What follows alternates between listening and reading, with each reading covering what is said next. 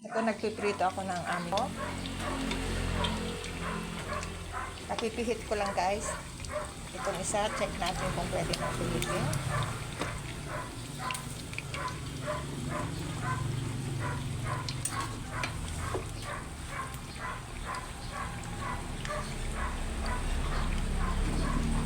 Slow fire lang ang ginawa ko dito guys. Pinakuluan ko na siya para malambot.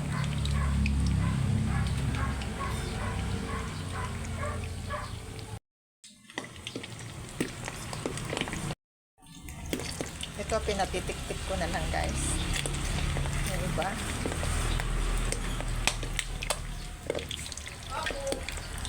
Lagay na natin sa plate.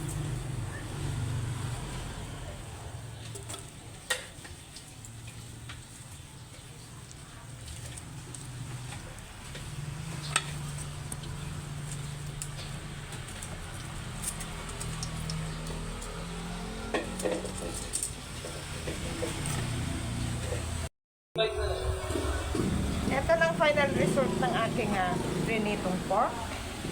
Naghiwa ako ng carrots, cucumber at saka kamatis. Yan ang aming tanghalian ngayon guys. Magandang araw sa inyong lahat. Hanggang sa muli. Bye bye!